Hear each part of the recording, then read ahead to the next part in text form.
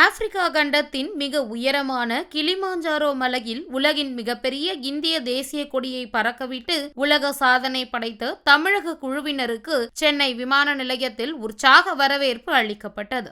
தமிழகத்தை சேர்ந்த பிரபல மலையேற்ற வீராங்கனை முத்தமிழ்ச்செல்வி நாராயணன் 7 கண்டங்களில் உள்ள மிக உயரமான சிகரங்களை ஏறி சாதனை படைத்தவர். அவரது வழிகாட்டுதலில் ஒரே கொடி ஒரே இலக்கு என்ற தலைப்பின் கீழ் இந்த மலையேற்ற பயணம் ஒருங்கிணைக்கப்பட்டது.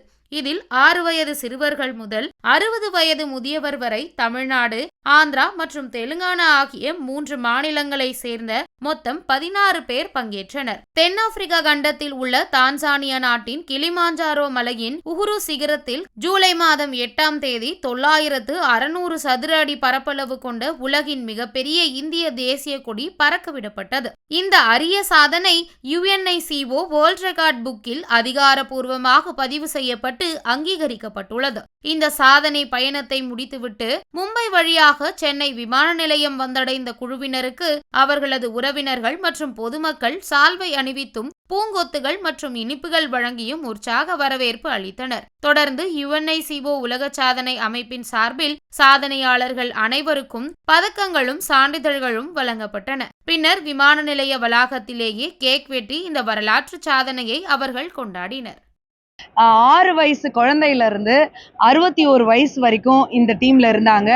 ஒவ்வொரு குழந்தையும் எதையும் பண்ண முடியும்ன்றதும், ஓல்டஸ்ட் ஏஜ்ல இருக்கவங்களையும் எதையுமே பண்ண முடியும் அப்படின்றத நாங்க ப்ரூவ் பண்ணியிருக்கோம்.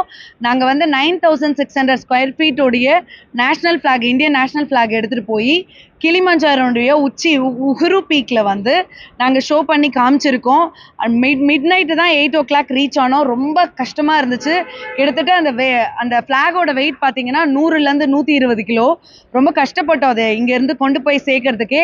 ஏகப்பட்ட இஷ்யூ ஃபேஸ் பண்ணியிருக்கோம். சென்னையிலேருந்து நாங்கள் கஸ்டம்ஸ் கிளியர் பண்ணி அவுட் ஆஃப் கண்ட்ரி கொண்டு போகிறது அவ்வளோ ஈஸியாகவே இல்லை.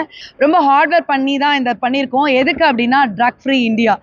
அதாவது நம்ம இந்தியா குழந்தைங்க இப்போல்லாம் நிறைய இதில் அடிக்ட் ஆகிட்டு இருக்காங்க.